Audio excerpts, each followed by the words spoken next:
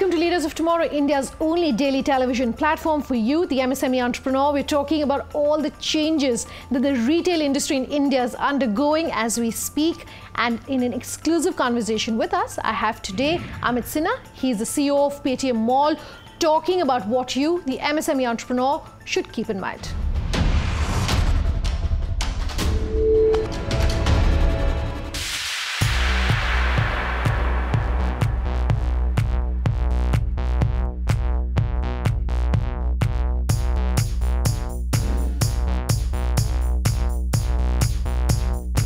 Thank you very much for speaking with us here on Leaders of Tomorrow. We are at the juncture when the retail industry is changing and seeing perhaps the biggest changes that it has in modern India. So it's exciting to be talking to you and understanding really what is happening. Let's start by getting a brief sense perhaps of the biggest changes that the retail industry in India is likely to undergo.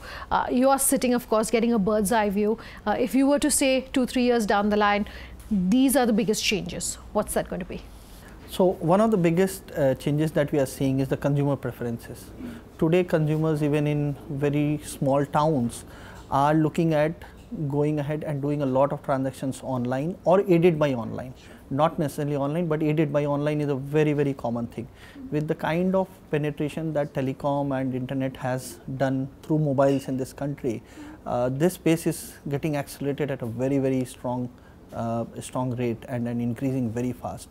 So perhaps the biggest change would be in the consumer preferences of moving to an online or a technology enabled kind of a purchase decisions that they make. Okay. So while the offline world will still keep on moving towards more of an experiential kind of a shopping experience, while the actual purchase decision will be greatly influenced by the by how consumers compared across different platforms, online and offline combined, and how they are seeing the changes. So this is going to make an impact on every aspect of the retail journey of the customer that is. Okay, so even as you're saying technology, I'm assuming mobile, and like you're saying, the mobile is definitely going to be the biggest driver. Yeah. All right, fair enough. But we are also talking to consumers who are not necessarily based in tier 2, tier 3. I do know that the mobile revolution is now starting. We're talking 5G, 4G has rolled out. Do you think that that penetration then is still going to be good enough for consumers who are in these small towns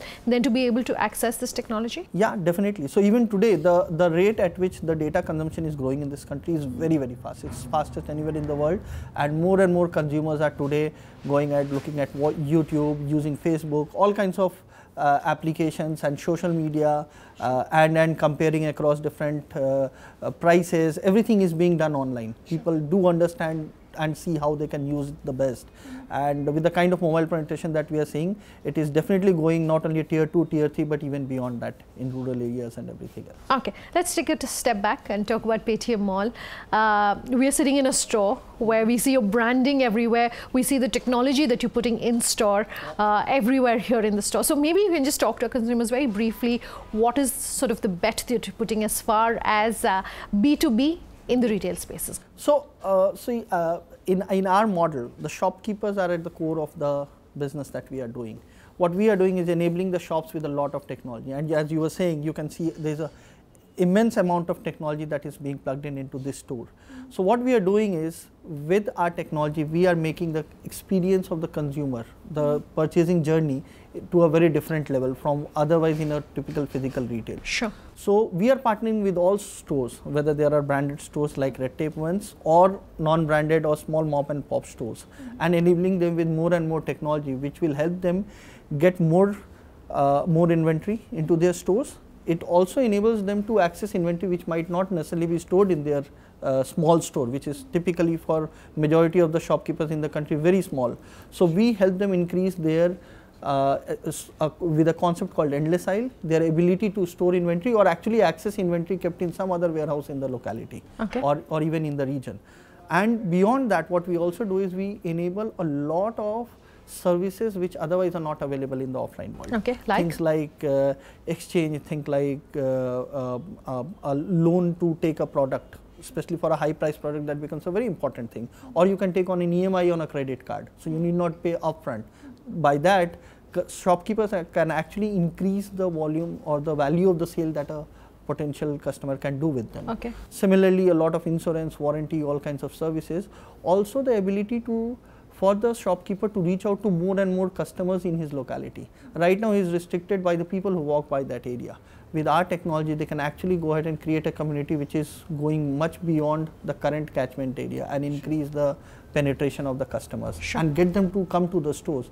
Like in this store, the day we launched, actually there was a huge footfall because we were able to communicate to the people in this area that there's a launch happening and there's a special offer for you. Okay. So quite a lot of these things are things which are getting weaved into the shopping experience. When a consumer comes into the shop, he can actually trial out on a screen without even going ahead and changing the dresses, which means that instead of trialing 3 or 4, he could well trial hundreds of dresses and pick one of them and purchase and walk out of the store without even just taking a sort of even opening up the wrapper of the product. Okay. So a lot of these experiential technologies are being brought into the stores to help improve the customer journey of shopping. Okay, so you were saying that is not just branded stores like this, but you're also looking at mom and pop stores. So my question to you is, for an MSME who's watching this show, who's watching this interview and saying, I'm interested in this opportunity perhaps, how do they go about that? They can just send a mail to us. There is a link on our portal where they can actually register themselves. Once they are registered, we go ahead and sign them up, where we do the paperwork so that we can find out whether they are authorized to sell the right brands or not, which they are professing. And once they are done, they are open to sell. They will actually get a QR code, which essentially means that they get an online store, a ready-made online store of all the products that they are selling. They just have to learn how to update the inventory and all, and they are on. They can start selling online and offline both, giving all the experiences that they can potentially to the consumer, which a large store would have otherwise given. Okay. So this, in a way, we are democratizing the access to the technology that otherwise was not possible for a small shopkeeper. Okay, so now even as more and more interest and action is picking up in the retail space, why did you perhaps look at this model? At what point did you say that this is the model we are going to follow, even as everyone else is possibly looking at online and fighting for a share of that pie? So one big thing that we realized, so if you look at it, our country has more than 15 million retailers, shopkeepers. And these shopkeepers do a great job of educating the consumer, selling to them, making them engaged and sort of get interested into a particular product. What they lack is in terms of the scale.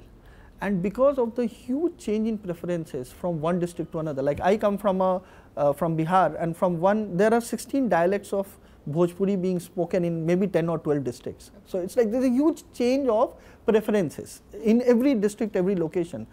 The shopkeepers that's why able to do such a good job of knowing what the consumer wants and what his preferences are. Okay.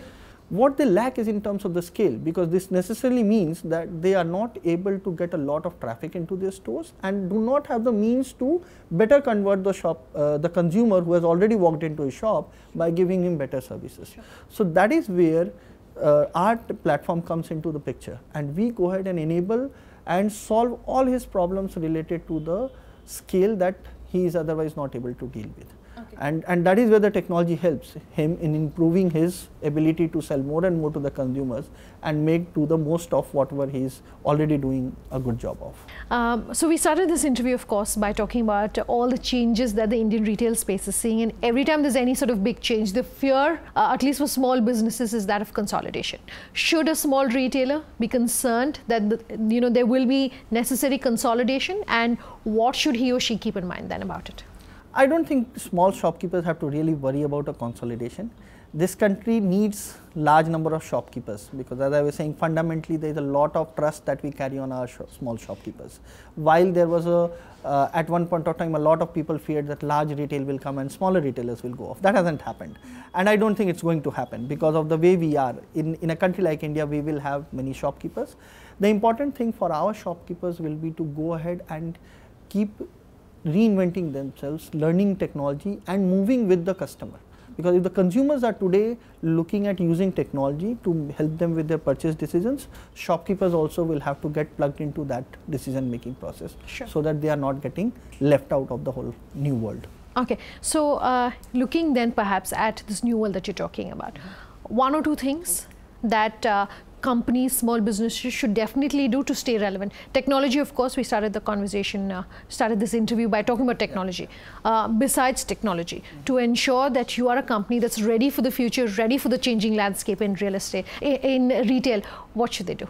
So, technology has many ramifications. One, they should be using technology for their own usage. Second, they should be using a lot of the online platforms that are available so that they can reach out to a larger audience. So, this is less about technology, this is more about the consumer experience.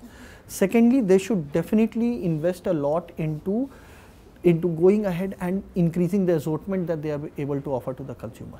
Because consumers go online because they are able to get more assortments and better offers and better services. These are the things which the shopkeepers should be able to invest in, either with or without technology. The experience in the shops will have to change. It can no more be the typical old style shops. It has to keep following the way the consumer today wants it to be, with an air conditioned shop, much better experience. And even in smaller towns today, there are better shops, the layout is much better. People want to go ahead and trial out and see things on their own, which was not there at one point of time. So, shopkeepers will have to keep evolving in terms of the experience within the store in a significant way, so that they are able to better reach to the consumers and better experience in the stores on that. Okay. Amit, I have to take a very quick break on that note, but we will continue this conversation on the other side about how the retail landscape here in India is changing. Just stay tuned.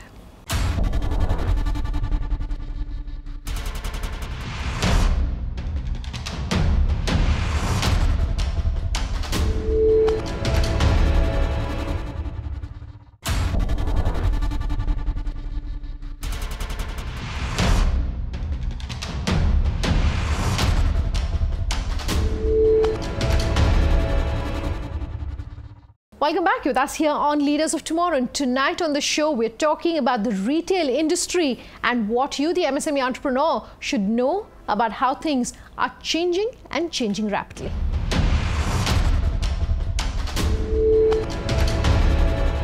I want to talk about the role of the government. Retail has seen a lot of announcements, a lot of commentary really from the government. Are you happy with where things are? If not, perhaps what would the industry, I want you to talk from an industry point of view, perhaps you would say that this is what we think is going to be a big game changer, and we would like to see this from the government. So, on one side there has been a lot of movement, and us being a technology-led player, we really are thankful to the government that there has been so much of a movement towards the organized retail and the digitization, and the movement has not only been within retail but across the board of digitization, and that has rubbed off onto the retail also.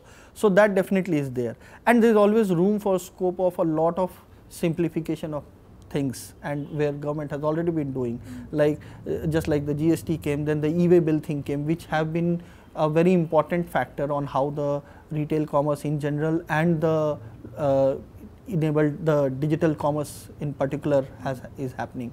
So, definitely there is a lot of scope of improvement and simplification of things there, and I think the government is doing a lot of stuff, and as we go along there will be more and more stuff coming, but definitely simplification and standardization of rules is something that is very important for the retail commerce to really grow multifold in this country. I also want to talk about the logistics in India.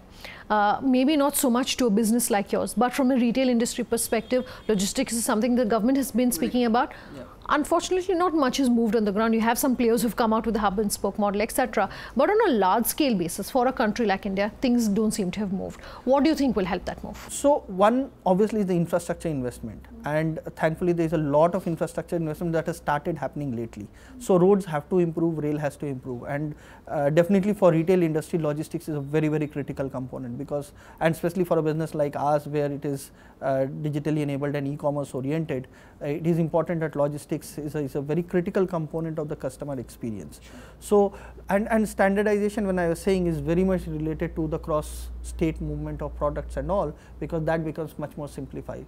The faster products can move from one place to the other, and not only logistics in terms of the road network, but also in terms of the air network and all is very important. We need to go deeper and deeper into this country at a much faster rate than what it is today, and there is a lot of infrastructure improvement that can have a very good impact on the retail industry in general. Okay, so even as we've been talking about technology and the use of technology by retailers and by businesses, by customers, I want to talk about the availability of skilled manpower. It was very interesting, a recent panel discussion that we did on the leaders of tomorrow. We had a chartered accountant who said the minute GST came out, the biggest pain point we felt was that there weren't enough CAs to understand how GST is going to work. In your industry, it all depends on how people, are your customer facing, the people at the back end, etc. Do you have enough manpower for this changing industry? I would say there is a lot of investment that is required in this area. In fact, from our perspective, also, investment into people, investment into people, into training people, reskilling people, sure, upgrading their skills of how they handle it. So when I was telling about the multiple technologies that we are putting into the store, all the store managers, all the store boys will need to be trained so that they are able to go ahead and use that technology and give that experience to the consumer. Otherwise, it will just fall flat. So people definitely is the biggest investment and the most critical component of it. I would say more than anything else, it's the people. The better the team, the better the people are there and they are better trained, the better the whole commerce experience will keep on happening, and then the growth will be much faster. Okay, so a company like yourself can of course afford to train your employees and your hires in-house. But for a smaller business that's watching this interview saying, I know I need to train, but I don't really have the funds for that. Programs like say Skill India, etc., have they been beneficial? Have they managed to sort of fill the gap that exists between the skill sets that you need and the students coming out of colleges? To a certain extent, yes. And in fact, programs like Skill India work with a lot of companies like ours to go ahead and train the field, manpower field. And in fact, the biggest use case of the Skill India program has been in the retail industry, also in the traditional industry when we talk about the large box retail and all. But and definitely that is helping, because that's also the way I look at it, that's an additional investment that is coming from the government to go ahead and improve the skill set of people. But having said that, there will be a lot of investment that companies like us will have to do. And also the other good factor is that today a simple small boy who actually goes ahead and is there in the store also is equally conversant with technology because of the consumer facing ease of technology. So none of the technology that we provide is a very complex suite of software. Correct me if I'm wrong, about what, 50% of everything that is to do with your business is all about the branding, is all about how you're communicating about the brands. So in a scenario when you're talking about being conversant with social media, for instance, that's playing a huge role in how brands are talking to consumers. What have been some of your biggest learnings when it comes to using digital and social media to talk about your brand? So, and as you rightly said, digital and social is becoming a very, very critical component, because people do end up posting a lot on social media and online in different places. This is what I have bought, or going ahead and putting a reviews, ratings. In fact, we very well today go ahead when we look for a restaurant or any kind of a thing, we actually go ahead and look for the reviews and ratings of that, what other people are saying before going ahead. So those things are something that the shopkeepers will have to learn to use to ensure that this is, it is very clear that they have good ratings, they have good reviews, they are not rubbing the customers the wrong way so that that person goes ahead and says something bad about him. So branding today is not about just bringing a TV ad or something. It has to be a much more 360-degree view. You do a TV ad, but if you don't go ahead and amplify it by a social media campaign also along with that, the effect will be that much lesser. But some common mistakes perhaps that you're seeing when brands are using social media to talk about themselves. Basically, to use this platform to talk to entrepreneurs to say, hey, this is what you shouldn't do. I would say the most important thing would be that you have to be genuine. Today, that's very critical because of the overflow of information. If you are not genuine about something, it becomes a very, very negative thing. So whatever you are saying, consumers are okay if you say that, hey, I made a mistake or there is a wrong thing, that I'll correct it, rather than trying to fudge it and make a thing which is not correct. So the most important thing, and because of the overflow of information it has become, is that you have to be genuine and real about what you are saying. Say what is really available and not try to make a bigger thing out of it, which may not be the reality, because then the backlash will be much bitter. So that is very important. One has to be very truthful and right, because with the overload of information, anybody can go ahead and say that what is the real thing. Even as we're talking about technology and branding and also what you're doing in terms of, you have innovation in your stores which enables customers to not necessarily open out the clothes, try it on, but to just see what it will look like on them. My question to you is whether you're happy with the kind of innovation we're seeing in the retail industry in India. Innovation as a whole across industries, doesn't seem to be enough innovation in India happening. Is that true of the retail industry? Definitely, I won't say that we are happy. If it would, I as a consumer would have been so happy about it, then there was no reason why we existed because we are trying to innovate a lot of things. Having said that, I think going forward a lot of the pace of innovation will increase. I think as a country we are at the cusp where the digitization levels have now become really critical enough that the investments in the innovations are actually seeing a lot of returns for everybody. So people would go ahead and innovate, and more it would be specific to our India needs, because our needs are very different from any other country in the world. It's like saying there are millions of people now innovating versus a few people earlier, because now people have access to everything and the cost of bringing out of an innovation is so less today. You're someone who's who's had a very diverse background, didn't really have exposure to the retail industry before, of course, coming into Paytm Mall. So if I can ask you, what maybe one piece of advice that you've received that's changed the way that you think about business? What your biggest learning has been? One of the biggest learnings I would say has been, and which has been that retail industry is complex. It's the end result of a lot many things which otherwise we don't see. As you were saying earlier, logistics is a very critical component, which from the outside when I'm a consumer, because that is what my experience with retail was, as a consumer you don't realize that there are so many things at the back end which goes, and all of this needs to be orchestrated in such a smooth way for the consumer that his end experience is very good. So this was a big learning, and I realized that it's a very complex and unique set of tasks which needs to be taken care of before we are actually able to give the kind of an experience that we would like to give to the consumer. And there's a lot of improvement that can be done on that, especially because it brings in so many diverse set of industries at the back end, right from a production to how you forecast the demand to actual delivery of the product and the post-sale service. So there is a lot of innovation that can be done, and thankfully there is a lot of opportunity to be tapped and improved on the consumer side and on the seller side, both the sides. Amit, thanks very much for your time with us here tonight. That's our show, completely out of time. But if you have any feedback, any questions about the retail industry in India, here's how you get in touch. leadersoftomorrowtimesgroup.com is our email ID. Tweet at us at LOT_ET now or Sunanda_J, which is my personal Twitter handle. Also get in touch on Facebook. Leaders of Tomorrow and ET Now is our Facebook page. We love hearing from you, so do keep your comments coming in. Thanks for watching. Have a good night.